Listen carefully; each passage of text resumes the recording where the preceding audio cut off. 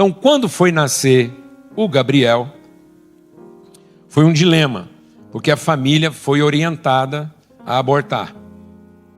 E aí a gente teve a seguinte conversa com esse casal. O Gabriel é um filho de vocês que não corresponde à expectativa que vocês tinham de filho, ou o Gabriel é um filho de Deus enviado a vocês para que vocês, ao adotarem o Gabriel, adotem o povo que ele representa.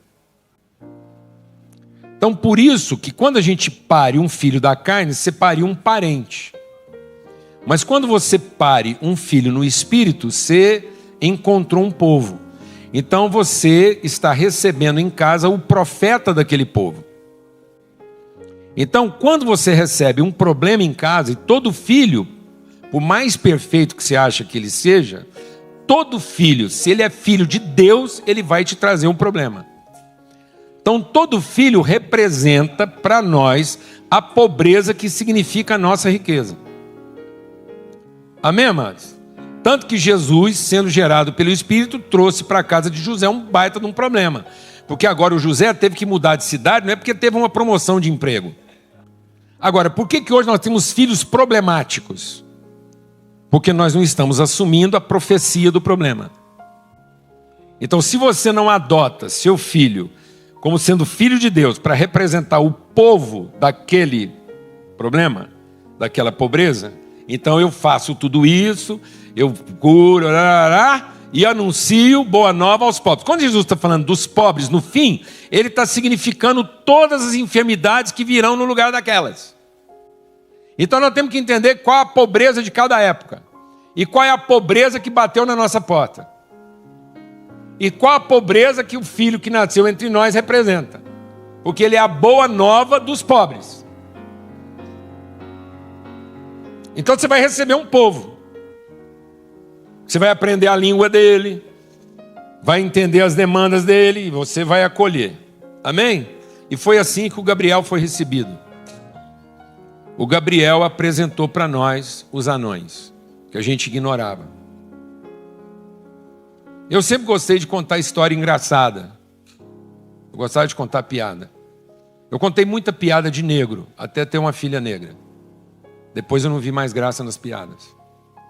Eu contei muita piada de anão, até ter um filho anão. E aí as piadas de anão perderam a graça. Agora eu conto história de anão, mas não conto piada. Porque agora nós temos um anão na família. Existe uma piada muito triste. Ninguém nunca viu cabeça de bacalhau, testa de freira e enterro de anão.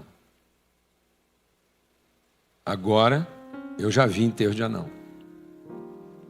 Porque agora nós temos anões na família. Então muita gente nunca viu um enterro de anão porque nunca teve um irmão anão. E foi muito interessante receber o Gabriel na família. Porque se entra um paralítico, você tem a tendência de orar para ele andar. Se tem um cego, você tem a tendência de orar para ele andar, porque a gente não tem a ideia da relação. A gente tem a ideia de resolver o problema. E aí, todo mundo ficou envergonhado na congregação, porque quem vai orar para o Gabriel crescer? Ele tem uma limitação? Ele tem uma pobreza? Tem. Mas é um defeito? Vai lá e põe a mão na cabeça do anão para ele crescer. Sem passar pelo constrangimento. É tão forte isso, que a família do Gabriel teve recurso para fazer uma operação nele, para corrigir algumas comorbidades. Porque todo anão, além de anão, carrega algumas comorbidades. Ósseas e tudo. E a família dele tinha recurso, guardou dinheiro, para operar o Gabriel, para corrigir o arqueamento das pernas, do braço. Então, nessas operações, o Gabriel cresceu 20 centímetros. Você consegue imaginar onde o Gabriel enfrentou o maior dos preconceitos por ter sido submetido a uma operação onde ele podia crescer? Com os anões. Porque alguns anões deixaram de se relacionar com ele porque acharam que ele estava querendo crescer porque ele tinha vergonha de ser anão. Para a gente entender a gravidade da relação que a gente tem e o que é adotar. A partir do Gabriel, essa família nessa cultura de pastoreio, amém? Formou uma organização chamada Somos Todos Gigantes. Então toda vez que a gente recebe lá um problema, isso se transforma num movimento. Então recebemos um filho autista. Existe um movimento hoje lá de atendimento às famílias dos autistas. Recebemos o Gabriel, ele passou a ser agora o representante, o nosso representante na família dos anões. Então hoje, o Instituto Somos Todos Gigantes atende centenas de famílias que têm problema de nanismo.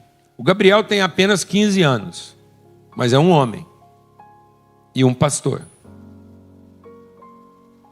Ele é um dos pastores na nossa congregação.